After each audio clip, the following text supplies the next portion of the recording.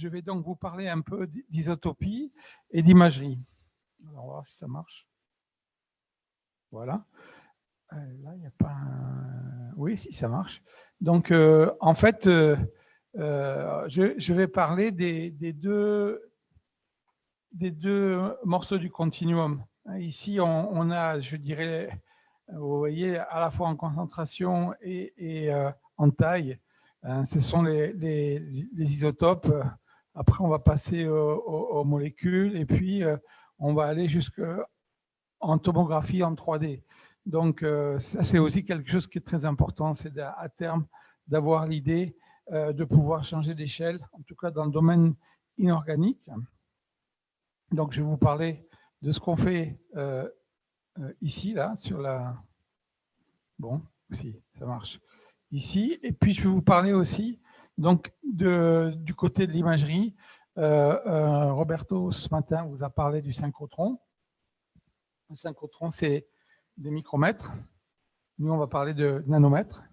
Et c'est aussi des questions, parce que quand on travaille avec des gens comme par exemple l'Institut français de vos voisins, l'IFPEN, qui travaille sur la fabrication des essences, ils ont l'habitude de regarder en imagerie au niveau des micromètres, mais quand on regarde au niveau du nanomètre, ils ne voient plus du tout.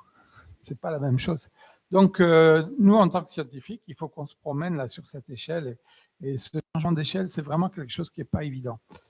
Donc, attaquons l'isotopie. Je ne vais pas rentrer dans le détail justement sur les isotopes. En fait, un isotope, un élément est je dirais composé de plusieurs isotopes. Et il y a des neutrons. Et le nombre de neutrons fait varier un peu la masse de l'élément. Je préfère cette diapositive qui est la plus simple pour amener les isotopes. Ici, on s'intéresse au daltonium. Je ne sais pas si vous connaissez les frères Dalton. Hein, donc, vous voyez il y a des abondances. Les tailles, c'est des abondances relatives. Et donc, ici, vous avez les abondances relatives, par exemple, du plomb. Hein, donc, ici, vous avez Joe. Ici, vous avez Avrel. Et puis, vous avez les deux autres. Donc, vous verrez que quand on arrive à mesurer... Quand on arrive à mesurer en fait, ce qu'on va faire, c'est qu'on va peser les différences de masse de façon très précise entre Joe, par exemple, et Avrel, ou William, ou Jack. C'est ça quand je vais vous montrer les outils. Et alors, les applications, c'est très simple en fait. C'est ce qu'a montré aussi Nives, parce qu'elle vous a parlé des isotopes du carbone. C'est la même philosophie. Donc, après, quand vous l'appliquez, par exemple, dans le domaine de l'agroalimentaire, eh bien, c'est très simple. Vous prenez les Dalton. Vous savez que Joe, il est toujours de mauvaise humeur et il ne mange jamais rien. Donc, quand ils sont dans le désert, eh ben, excusez-moi, j'ai pas encore.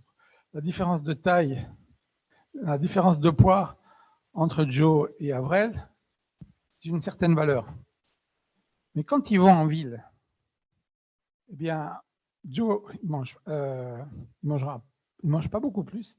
Par contre, Avrel, il se goinfre d'hamburger, par exemple. Donc, il va grossir. Donc, la différence de poids entre Joe et Avrel va être plus grande. Et donc, on sait qu'en mesurant la différence de poids entre Joe et Avrel, on sait s'ils sont en ville ou s'ils sont dans le désert. Voilà. Eh bien, la traçabilité et l'utilisation des isotopes, c'est à peu près le même principe. Que ce soit pour les éléments lourds ou comme les éléments légers, il faut les ramener à un référentiel. Donc, vous aurez, si vous voulez, dans les diapositives, tout ça, plein d'équations, plein de trucs pour mesurer tout ça, mais on ne va pas y passer l'après-midi. Mais c'est ça qu'il faut retenir. C'est le plus important. Donc, après, ce qui est aussi intéressant, c'est de voir comment c'est sorti. Hein, parce que il y a vraiment des gens qui ont été... vous voyez, donc la découverte des isotopes, c'était Thomson, hein, au début du siècle, dans les années 1900, vous voyez, juste avant 1900. il a eu l'idée de faire un gaz d'éléments et de le mettre entre des champs magnétiques extrêmement puissants. Le gaz du même élément. Et donc, qu'est-ce qu'il a vu? Il s'est aperçu qu'il avait plusieurs signatures pour le même élément. Et ce n'était pas évident, c'était vraiment quelque chose de tout à fait... Et donc ça, je crois que c'était le gaz, c'était les premières plaques. Et donc, il s'est dit que l'élément qui était pur, on peut le séparer en quelque chose. Hein. Et c'est comme ça que l'idée d'aller sur l'isotope ont démarré. Et puis, bien sûr, après, il y a d'autres scientifiques qui ont continué. Donc, c'est Aston, à Cambridge, qui a fait une machine, qui a compris le principe et qui a passé tous les éléments en revue et qui est arrivé à avoir la séparation. Donc, ils sont vraiment arrivés à comprendre ce que c'était que les isotopes. Mais c'est toujours intéressant de remonter au début de je dirais, des origines, parce que là, on voit vraiment que c'était pas évident et que d'arriver à comprendre que d'un élément, on pouvait avoir plusieurs signatures. Maintenant, ça nous paraît évident, mais imaginez à l'époque, ils ne savaient rien. Donc, c'est quand même remarquable. Et vous allez voir que les outils dont on va parler, je vais revenir en arrière, eh bien, ce gros aimant-là, on l'a toujours. C'est grâce à ça qu'on arrive à séparer les éléments. Donc, continuons. Alors ça, c'est intéressant, puisque, il y a pas mal d'eau qui est passée sous les ponts. Et donc là, maintenant, eh bien, vous avez la table périodique et vous voyez qu'il y a plusieurs des éléments, par exemple. Ça ne marche pas terrible, ça. Bon, on va prendre le cadmium. Vous pouvez passer le truc. Voilà. On va prendre le cadmium. Vous voyez que le cadmium, il a plusieurs isotopes. Le mercure, il a plusieurs isotopes. Par contre, vous avez des éléments qui n'ont pas de système isotopique. Hein. Donc, par exemple, pour nous qui travaillons sur les métaux, que ce soit Fabienne, tout ça, on aimerait beaucoup que l'arsenic, qui a énormément de formes chimiques, ait plusieurs isotopes, parce qu'on aurait pu vraiment faire pas mal de choses. Et puis maintenant, au niveau du front de la recherche, on associe forme chimique de l'élément avec les isotopes, comme vous faites aussi un peu en organique. C'est-à-dire qu'en fait, les analyses inorganiques et les analyses organiques commencent à se rapprocher, mais avec des méthodes qui ne sont pas tout à fait les mêmes. Donc ça, c'est très important parce que ça permet de regarder pas mal de questions. Alors, comme je vous ai dit, on va passer sur les équations et puis surtout les modes d'écriture. Par contre, ce qui est important, c'est ça. C'est-à-dire qu'on va mesurer la précision. C'est ça qui nous intéresse. C'est-à-dire que quand on fait de l'isotopie, ce n'est pas, je dirais, la concentration qui nous intéresse, c'est la signature de l'élément et les rapports. Donc, cette précision, elle est extrêmement importante. Pourquoi? Parce que si vous avez une mauvaise précision, eh bien, vous avez, je dirais, une incertitude qui peut se recouper. Donc, par exemple, vous ne pouvez pas savoir si, je dirais, A est différent de B. Par contre, si vraiment vous avez une très, très grande précision, et c'est ça qu'on obtient souvent quand on maîtrise très, très bien la chaîne analytique isotopique, eh bien, on arrive à dire que A est très différent de B. Et c'est ça, je dirais, les enjeux qu'il y a. Donc, voilà. Donc, la précision, c'est ce qui va nous obséder. Et les outils qui ont été développés, ils ont été développés pour, justement, aller vers la plus grande précision possible. Alors après, il y a ce qu'on appelle la précision interne juste sur la mesure et la précision externe avec, évidemment, toute la chaîne analytique derrière. Et je dirais, en fonction, je dirais, des traditions et du domaine d'application, on va mesurer le RSD, 2 RSD ou 3 RSD. Et comme ce matin, en fait, on va faire des discriminations d'informations au niveau de la 5e décimale. Donc, ça veut dire que pour avoir de très, très bonnes informations, il faut que toute la chaîne analytique soit absolument nickel. Alors évidemment, après, vous avez des isotopes qui sont issus de, je dirais, d'émissions, d'évolution, je dirais, de systèmes radioactifs. Hein. Et puis, vous avez toute une, je dirais, une filiation qui se fait. Enfin, il y a plusieurs, je dirais, plusieurs modes d'obtention naturelle des isotopes. Et puis, vous avez donc, pour les éléments qui sont, je dirais, avec des masses relativement lourdes, et puis, même chose pour les éléments légers, comme l'oxygène et le carbone. Donc là, je ne vais pas aussi rentrer, parce qu'il y a un vrai développement de l'histoire de la génération de ces fameux isotopes. Ce qui est important, c'est ce qu'on en fait. Et puis, ce qui est très, très important aussi, sans trop vouloir détailler, c'est qu'on peut avoir, je dirais, donc on peut avoir des fractionnements. Donc, on mesure un fractionnement, c'est une différence entre deux échantillons, un fractionnement de masse qui n'est pas le même. Et ces fractionnements de masse peuvent être ce qu'on appelle dépendants de la masse, quelque chose de relativement linéaire, ou indépendant de la masse. Et ça, c'est quelque chose qui est souvent lié à des réactions chimiques. Donc, ce qui est intéressant avec les systèmes isotopiques, c'est qu'on n'a pas uniquement l'information, je dirais, de l'abondance et de la présence et de l'origine, mais aussi sur la nature de la réaction chimique. Et ça, c'est vraiment très important. En tout cas, dans l'environnement, ça nous permet de comprendre qu'est-ce qui se passe. Et le meilleur exemple, c'est le mercure, par exemple.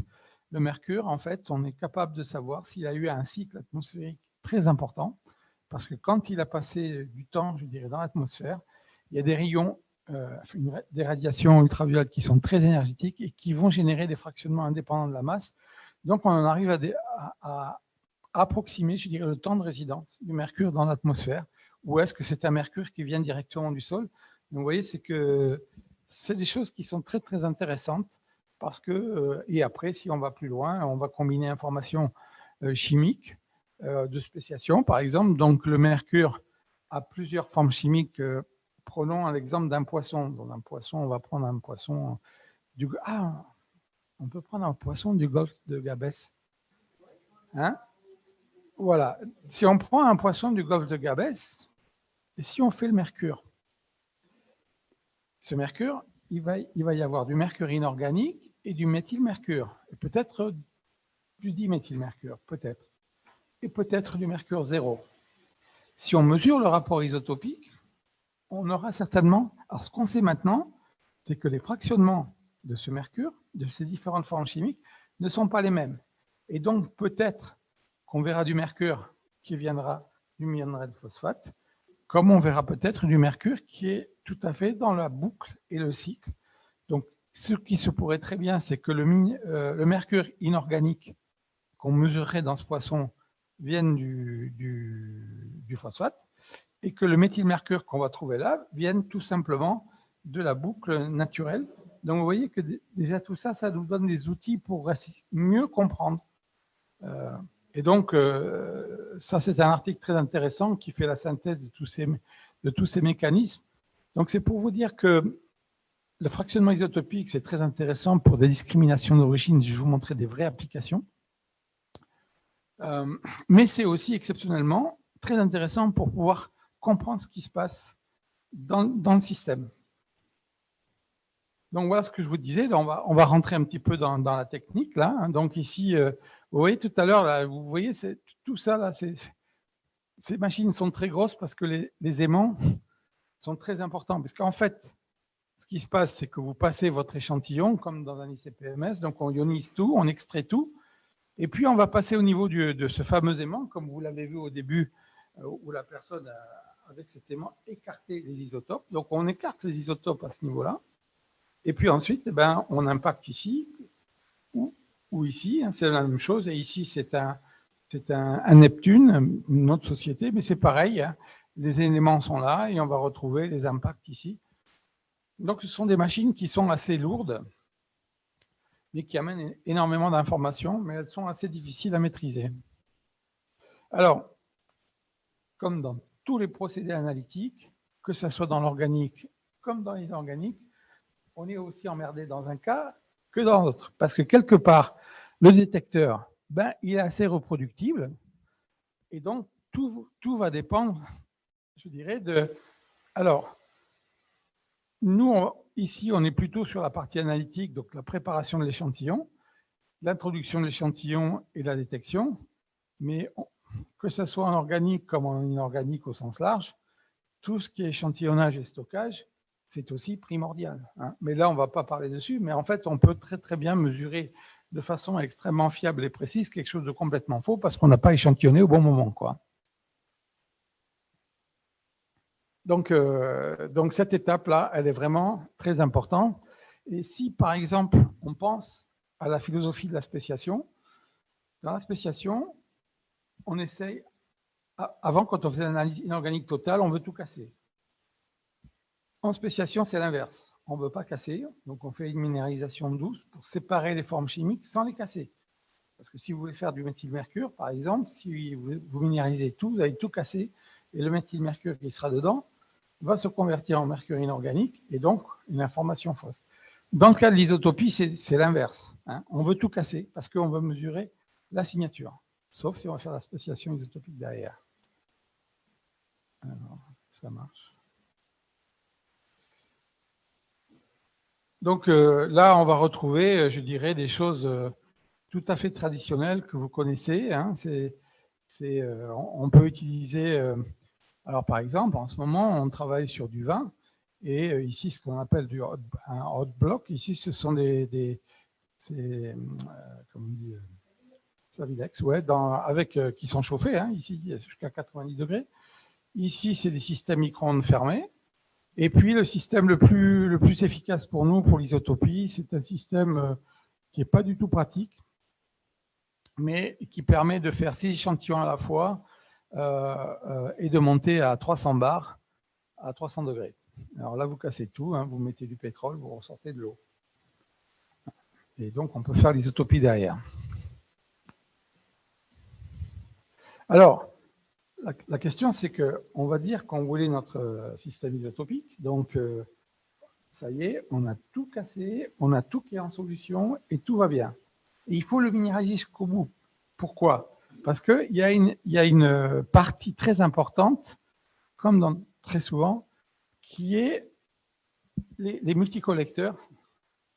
Si vous envoyez l'échantillon dans le plasma avec toute la matrice, même si c'est très très bien digéré, il y a des interférences qui vont se faire dans le plasma. Il va y avoir des effets de charge et donc il va y avoir des répulsions dans le plasma. Donc tout ce qui va passer ne sera pas amené nécessairement jusqu'au détecteur parce qu'il y a des effets de charge qui vont se faire. Donc en fait, il faut absolument purifier l'échantillon pour 2 raisons. Enlever tout ce qui va générer des interférences dans la détection. Donc, et deuxièmement, essayer de monter la concentration parce que ces machines, elles sont très précises, mais elles ne sont pas sensibles. Donc, cette étape-là, elle est absolument critique puisque vous voyez qu'il faut nettoyer. Alors, on a des colonnes qui sont spécifiques. Hein, donc, vous avez ici...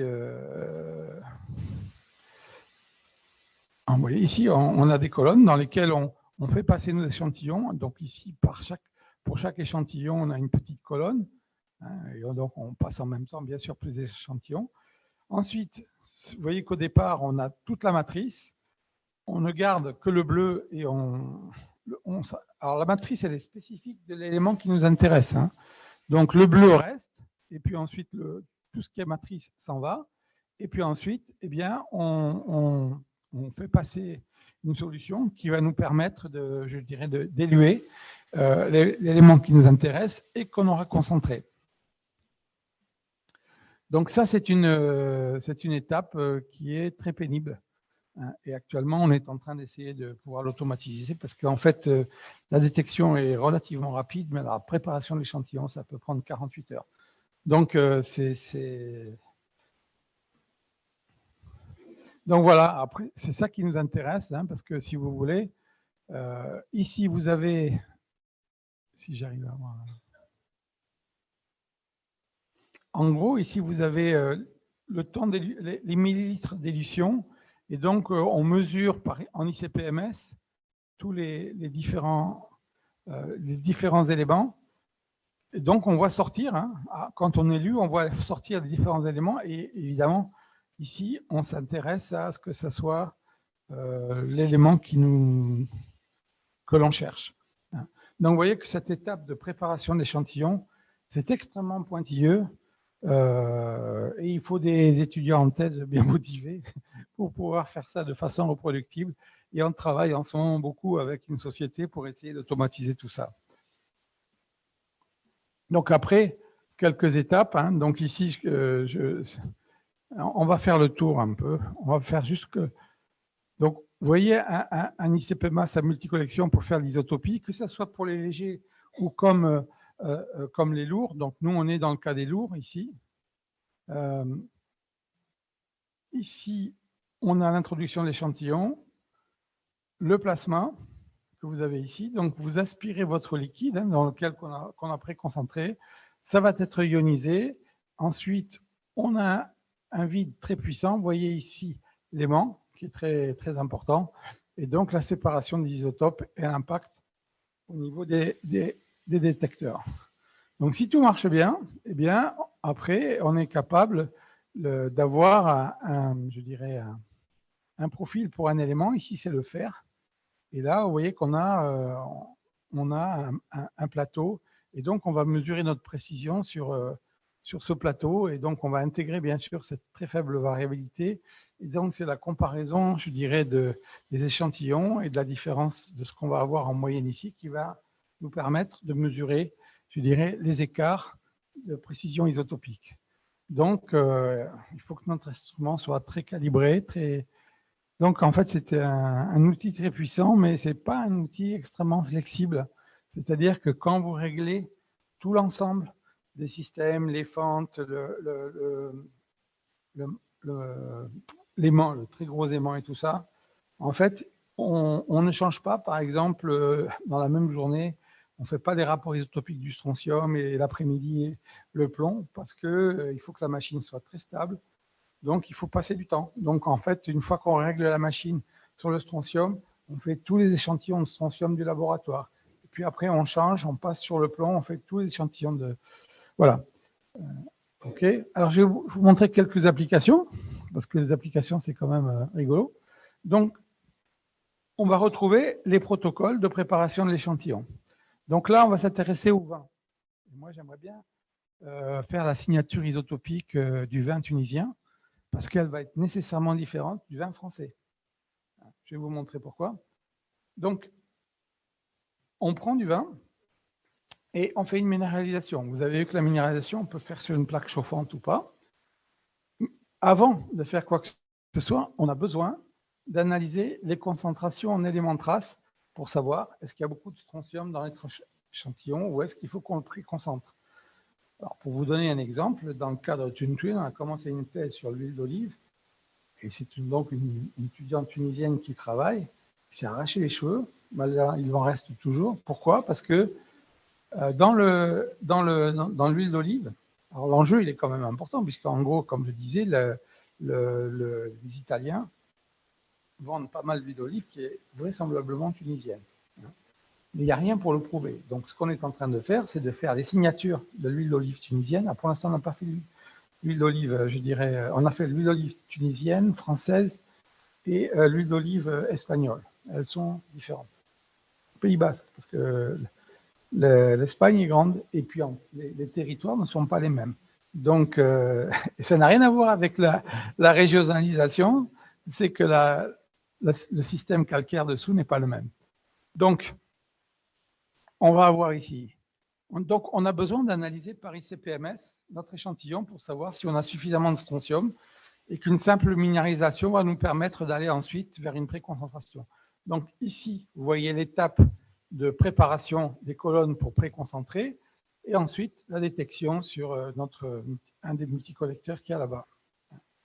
Donc, dans tous les cas, je dirais, on commence toujours par une analyse multi-élémentaire. Alors voilà le type de résultats, et ça, ce sont vraiment les premiers résultats qu'on a eus, qui étaient vraiment très, très intéressants. En fait, on a démarré, on nous a dit, voilà, il y a 48 bouteilles qui ont été prises par les douanes françaises en Chine. Et c'est des grands crus bordelais. Et il y en a certainement qui sont faux. Donc, on a regardé. Quand on reste au niveau simplement de Bordeaux, vous voyez qu'on arrive très bien. Alors, il faut bien voir que ça, chaque point, c'est un échantillon. Hein, donc, un échantillon de vin. Au niveau de ce qu'on appelle des pomerolles ici, et pourquoi il y en a plusieurs, c'est parce que ce sont des années différentes. Hein, donc, on voit par exemple que, ce qui est très très important, c'est que la taille du point, vous voyez, les barres d'erreur sont pratiquement de la taille du point.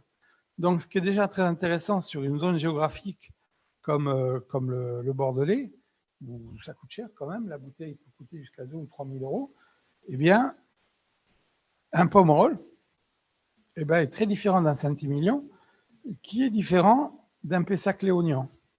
Alors, qu'est-ce qu'il y a ici? Ce sont les différentes années. Et là, on ne sait pas pourquoi il y a de légères différences. On pense que c'est lié au climat.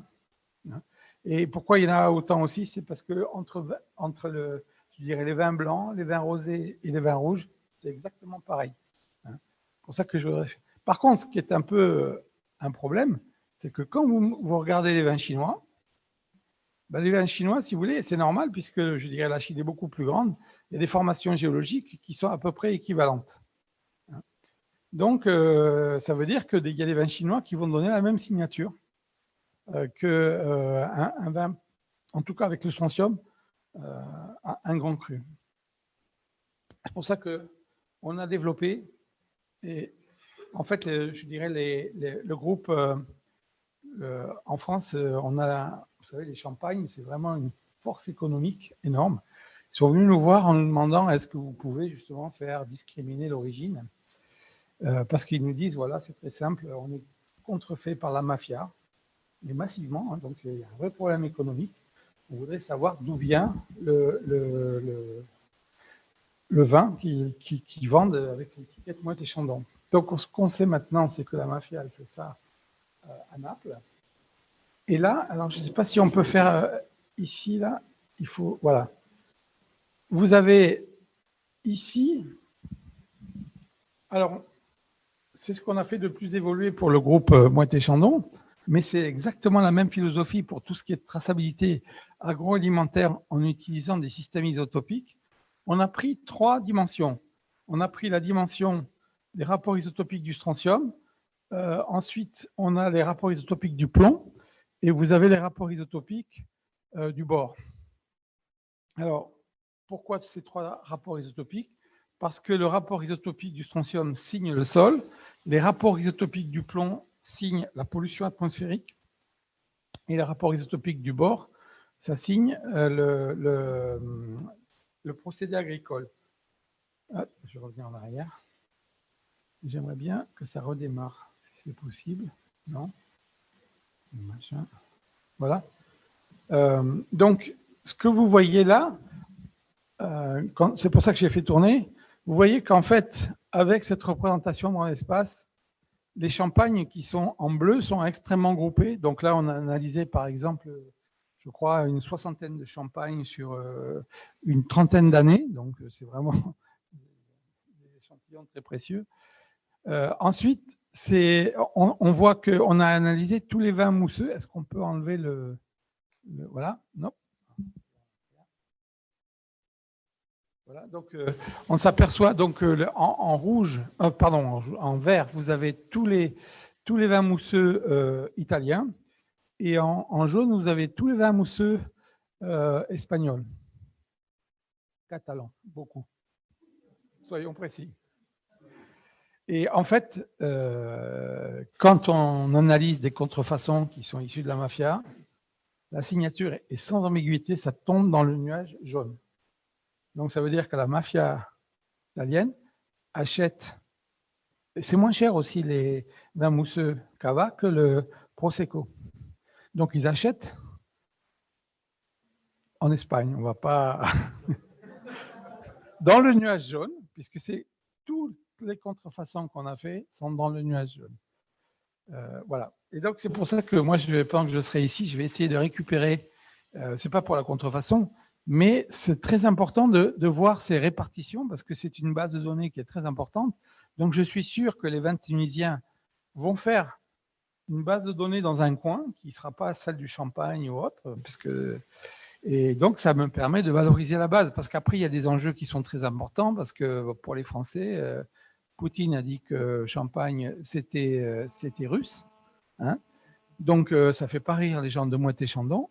Donc, les gens de Moët-et-Chandon, et ça a des enjeux économiques importants, vont nous faire analyser des champagnes russes, parce qu'on va avoir un nuage différent, et ça, ce n'est pas falsifiable. Voilà. Donc, voilà un petit peu quelques applications de l'isotopie. Maintenant, on va aller un peu plus loin, enfin pas un peu plus loin, mais on va s'intéresser à la surface et le début de l'imagerie. Donc, Roberto a présenté des choses très intéressantes ce matin sur le potentiel du synchrotron. Là, on va travailler de façon beaucoup plus faible, puisqu'on sera à quelques nanomètres. Donc ça, c'était... on a la chance à Pau de pouvoir travailler sur un appareil de Kameka. Ici, c'est toujours pareil, c'est le premier. Alors, ben justement, c'est peut-être un bon exemple de valorisation, puisque c'est le professeur Slodian, qui était, je crois, à Thiers ou je ne sais pas quoi, qui a développé ça. Ça a été repris. Et puis, ça, c'est un bel exemple de valorisation, puisque ça, c'était le proto qui a été développé dans les laboratoires en 68. Et ça, c'est la version finale qu'on peut acheter pour quelques millions d'euros. Voilà. Mais c'est vraiment un transfert de savoir-faire. Ça a vraiment été développé dans un laboratoire au début avec une physique particulière. Donc, je vais vous montrer qu'est-ce qu'on fait avec ça. Alors, c'est un SIMS. Donc, il y a ici, vous mettez votre échantillon ici. Vous avez deux sources qui envoient, je dirais, des choses hautement énergétiques. Donc, au début, c'était je me souviens plus, c'était du césium, voilà, une source césium. Donc, un canon à césium qui allait impacter, je dirais, l'échantillon. Les ions secondaires, vous allez le voir, s'en aller. Toujours pareil, c'est un multicollecteur. Hein, donc, ici, ça va être redirigé ici. Ici, vous avez une séparation des isotopes qui impactent. Et vous allez voir que c'est un outil qui est extrêmement puissant. Et là, on a travaillé, par exemple, avec Kameka. Et sur le projet, on a valorisé une nouvelle source, qui est une source à oxygène et qui est beaucoup plus énergétique. Parce qu'avant, au début, cette machine pouvait simplement mesurer carbone, hydrogène, azote, soufre.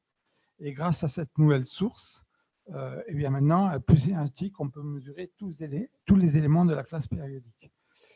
Voilà, donc vous avez la source primaire, la source initiale à césium, l'échantillon. Donc c'est quand même une grosse gamelle. Hein. Alors on va regarder. Voilà, c'est un petit schéma de comment ça fonctionne. Bon, c'est difficile, ça passe difficilement. Donc, vous avez l'ion primaire qui va venir taper sur la surface, qui émet des ions secondaires. Et ensuite, ce qui est très, très intéressant, c'est que vous allez voir qu'on peut avoir énormément de... Je ne sais pas si ça va passer, alors on va continuer. Voilà. Donc, on va avoir bien sûr des résultats en spectrométrie de masse sur, bien sûr, je dirais, avec une résolution de quelques 40 nanomètres. Comme vous avez vu que c'est un multicollecteur, on peut avoir une signature isotopique. Et surtout, ce qui est très très important, c'est qu'on peut continuer à analyser séquence par séquence. Ça veut dire qu'on va pouvoir faire de l'imagerie 3D, soit en élémentaire, soit en isotopie. Donc, si vous voulez, ce qui est intéressant, c'est qu'on commence à avoir des images qui sont très très intéressantes. Et pour l'instant, il n'y a pas encore beaucoup de monde qui exploite ce potentiel qui est assez extraordinaire. Ce qui est difficile, c'est que pour arriver à avoir des images comme ça, eh bien, il faut quand même passer toute la journée, quoi.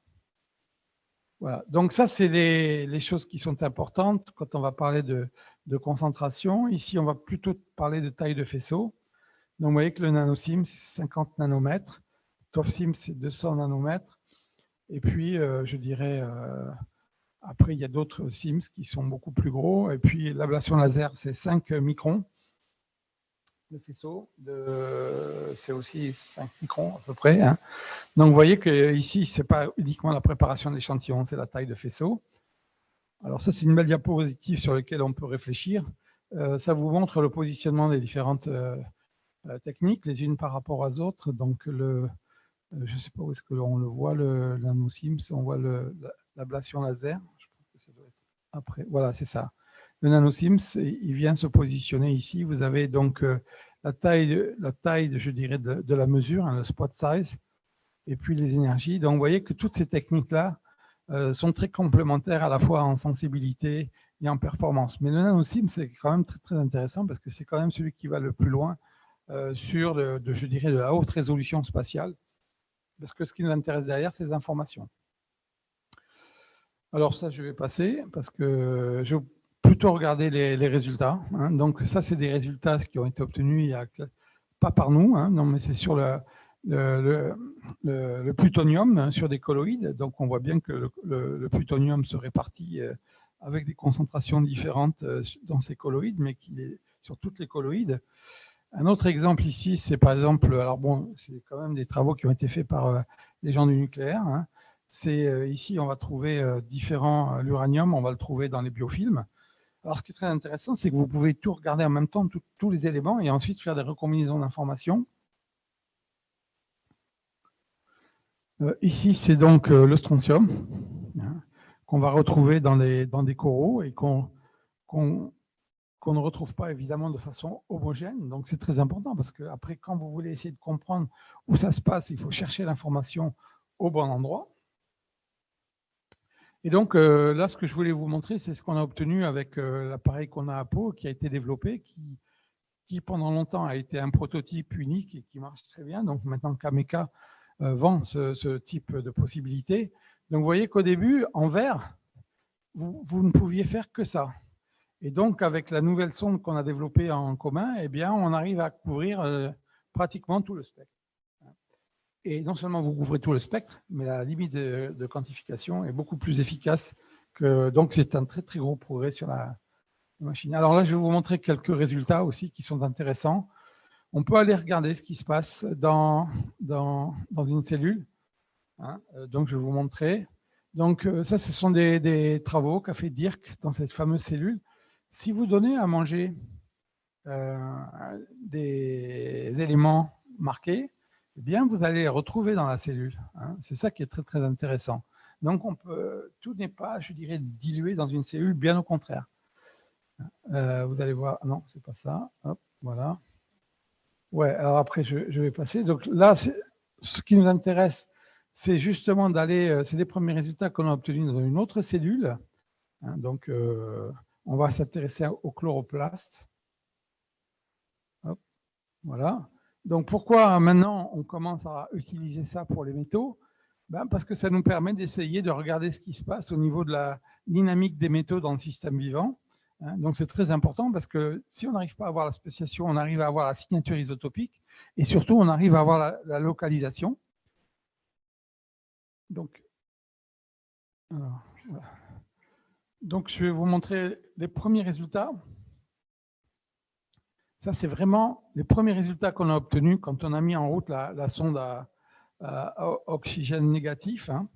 Donc, vous voyez ici une image d'un chloroplaste avec le potassium. Et la même image, on peut regarder le cuivre. Donc, ce qui est assez remarquable, c'est que le cuivre, vous voyez qu'il se positionne uniquement sur la membrane externe, mais pas du tout dans la cellule. Hein. C'est ça qui est intéressant. Et vous voyez que le fer, par contre, lui, est beaucoup plus je dirais, réparti, mais on le retrouve aussi dans la membrane. Donc ça, ce sont des images qui ont été vraiment au début assez exceptionnelles, hein, parce que, vous voyez, le cuivre, c'est toujours la même chose. Là, c'est la membrane. Là, c'est le chloroplaste. Et on s'aperçoit qu'au niveau du chloroplaste, eh bien, vous avez un petit noyau qui est présent, le cuivre. Donc, vous voyez que le fer, il est aussi peu distribué dans la cellule, mais on va le trouver sous forme de granules. Vous voyez que le calcium, lui, par contre, on va bien sûr le retrouver dans la membrane, mais on le retrouve de façon un peu diffuse dans le système. Donc ça, ce sont des informations qui sont complètement nouvelles. Et voilà. Et puis, voilà, on va en rester là. Ça va être les principaux concepts qu'il faut mettre en place pour obtenir de la Responsible Research and Innovation. Alors bon, j'ai